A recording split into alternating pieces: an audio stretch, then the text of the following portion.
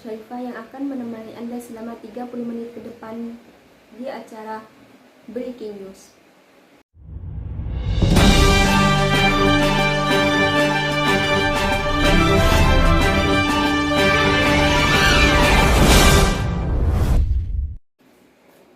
Langsung saja pada berita yang pertama, yaitu pemahaman pada masa pandemi SMA Al-Falah Shillong akan ditampilkan melalui tayangan berikut. SMA Al-Falah Shillong merupakan sekolah menengah atas swasta yang secara geografis terletak di Desa Karangharjo, tepatnya di Jalan Kiai Haji Syamsul Arifin nomor 1, Dusun Parabalan, Desa Karangharjo, Kecamatan Silo, Kabupaten Jember, Provinsi Jawa Timur. Sekolah ini merupakan sekolah yang berbasis pesantren, dirintis pertama kali oleh Kiai Haji Abdul Mukid Arif pada tahun 1999. Selama masa pandemi, dengan diberlakukannya PPKM di Indonesia, membuat para pengajar di sekolah SMA Al-Falah Shillong ini mengalami kesulitan untuk melakukan proses belajar mengajar. Karena sekolah yang berbasis pesantren, tidak adanya teknologi yang dapat digunakan untuk memadai kegiatan proses belajar. Sehingga sistem pembelajaran yang digunakan yaitu dengan adanya koordinator kelas yang mengambil sebuah tugas atau materi yang nantinya akan disampaikan pada teman-teman yang lainnya di pesantren.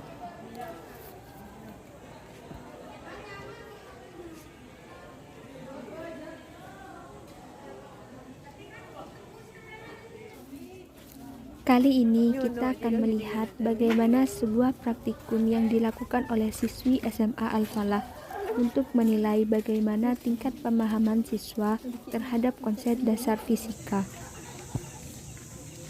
Tempat ini merupakan bagian ruangan kelas lain dari SMA Al-Falah sebagai tempat ruangan kelas bagi siswa putra. Tidak hanya itu, di sini juga terdapat lapangan yang biasanya digunakan sebagai tempat untuk melakukan upacara bendera. Disinilah siswi SMA Al-Falah akan melakukan sebuah praktikum konsep dari pelajaran fisika.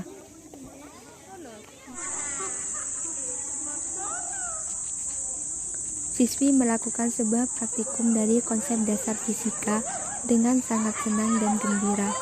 Di sini saya akan mencoba mewawancarai beberapa siswa terkait dengan praktikum yang dilakukan.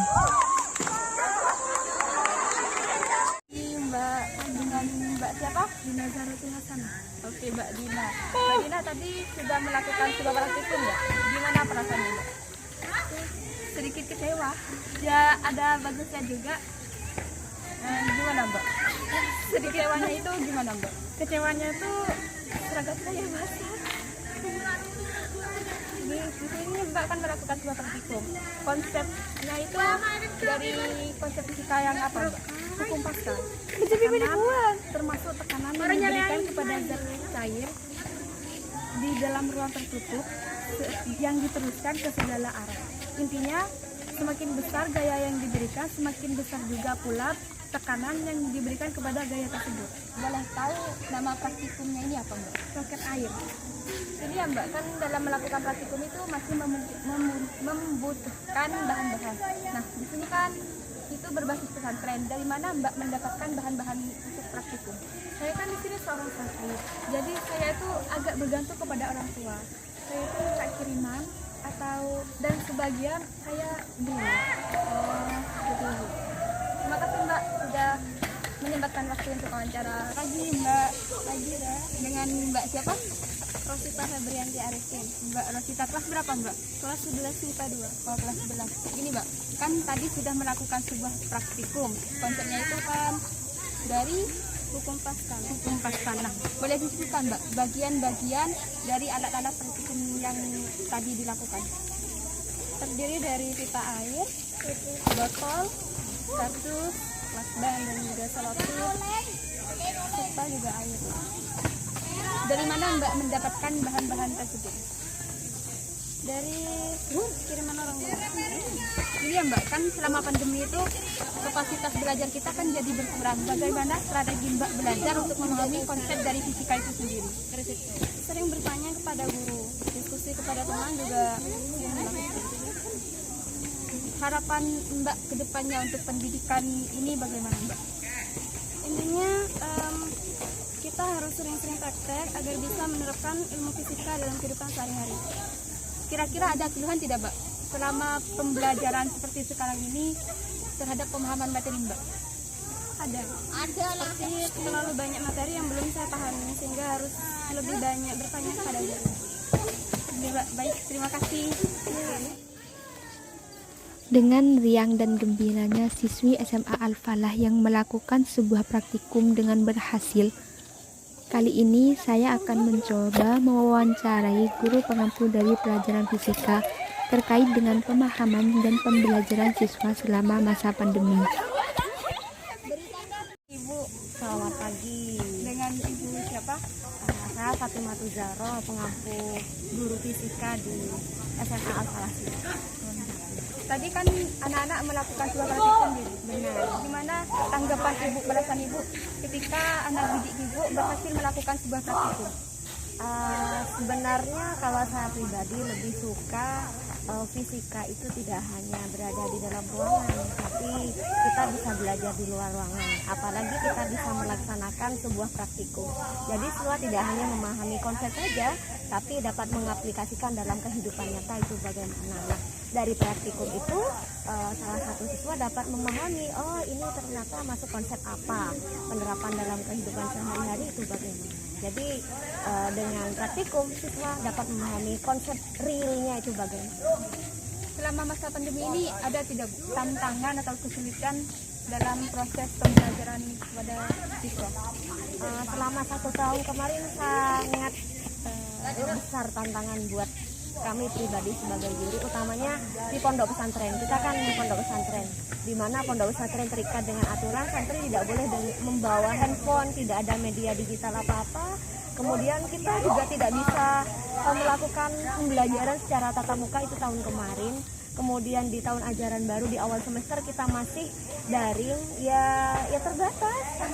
Kita hanya belajarnya memberi suatu materi terhadap salah satu koordinator. Jadi begini, mungkin saya boleh ceritakan ya. Masing-masing pondok pesantren kebetulan di sini ada bagian selatan, utara, dan pondok pesantren Darun Najah. Masing-masing kelas diberikan koordinator. Nah, hari Senin, Selasa, dan sebagainya, koordinator itu datang ke sekolah untuk mengambil materi dan menerima penjelasan dari materi itu. Strategi atau model pembelajaran kami untuk menyiasati agar siswa itu tidak cuma diam aja. Jadi kita menggunakan handphone kan tidak bisa, jadi kita hanya menjelaskan ke koordinator tersebut. Kemudian diusahakan dan harus sebenarnya tidak tahu ya santri koordinator itu sebenarnya paham atau tidak, tapi kami menuntut agar dia bisa. Kemudian pemahaman materi itu baru dijelaskan ke teman-teman yang lain yang ada di pondok. Jadi begitu. Ya sangat besar sekali tantangannya. Beberapa siswa kemarin kita kan sudah mulai tatap muka nih, sudah 100%. Saat sharing dengan beberapa siswa menyampaikan mayoritas ya tidak paham. Kita dituntut untuk belajar mandiri. Tapi mau gimana lagi, karena pandemi kita harus menerima seperti itu. Baik, terima kasih Bu. Cukup. Terima kasih sudah mewawancara kami. Semoga ini menjadi penyemangat buat kelas 11 utamanya di anak. Itulah tadi seputar wawancara terhadap siswa maupun guru dari SMA Al-Falah Silau. Sekian, terima kasih. Kami kembalikan kepada yang bertugas. Itulah tadi tayangan video pada berita hari ini. Kami segenap rekan yang bertugas mohon undur diri. Sekian, terima kasih.